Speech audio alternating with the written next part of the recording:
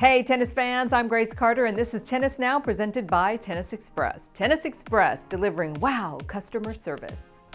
The 2017 Davis Cup begins this coming weekend. A challenging draw puts finalists to first-round tests. Defending Davis Cup champion Argentina opens at home on the red clay of Buenos Aires against a veteran Italian squad.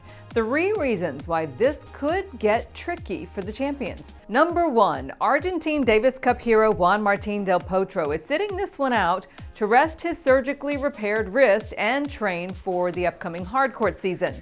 Number 2, when he's on form, Fabio Fognini is a clay court artist. The theatrical Italian owns a 15-4 record in Davis Cup matches contested on clay, including a win over Andy Murray. Number 3, last year Argentina defeated host Italy in the quarterfinals, with Del Potro and Guida Pella winning the crucial doubles point. How will the host respond to the pressure of defending at home? Team Argentina always enjoys massive home crowd support, so this should be exciting. Croatia was within a few games of winning the Davis Cup on home soil back in November. This weekend, Croatia will fight to stay in the world group, playing without top players Marin Cilic, Ivo Karlovic, and Borna Koric, as it hosts a heavily favored Spanish squad led by Roberto Bautista Agut and Roland Garros doubles champions Feliciano Lopez and Marc Lopez. The United States hosts a depleted Swiss squad in Birmingham. Switzerland is playing without Australian Open champ Roger Federer and Melbourne semi-finalist Dan Wawrinka, both taking breaks after their long runs in Oz. Captain Jim Courier counters with 4 top 31 ranked players: Jack Sock, John Isner, Sam Querrey, and Steve Johnson, all very capable of playing singles or doubles.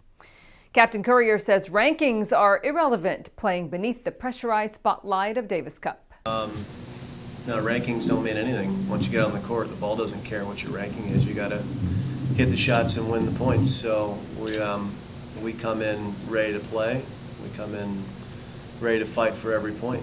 Nick Kyrgios and his Australian teammates pumped up for play by joining the circus. The creative Aussie crew brought in the cast of Cirque du Soleil to help celebrate their Davis Cup draw versus the Czech Republic in Melbourne. Our friends at Tennis Australia shared this video of the circus coming to Davis Cup.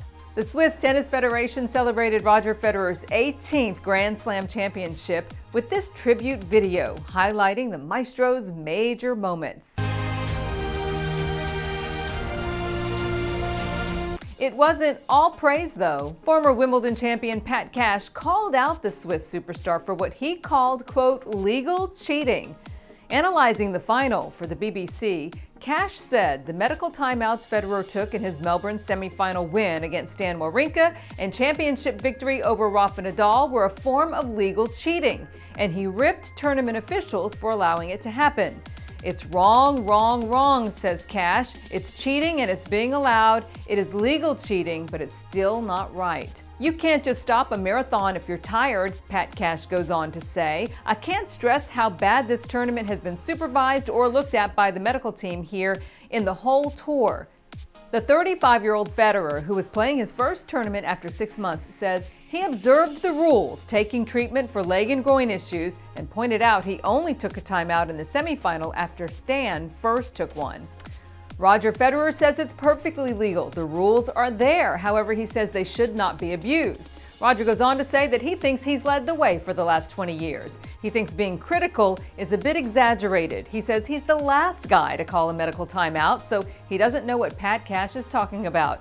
So tell us what you think. Does Pat Cash raise a legitimate point that players are using medical timeouts for rest and recovery, or do you think he was way off base? Let us know. An awesome Australian Open for the ages is gone, but certainly not forgotten.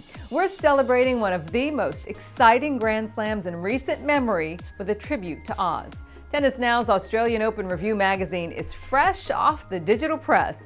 The issue chronicles the major revivals of Roger and Serena, highlights player reaction to their title runs, features some of our favorite episodes of Tennis Now TV, and it is packed with some of the most vivid images of Oz you will see.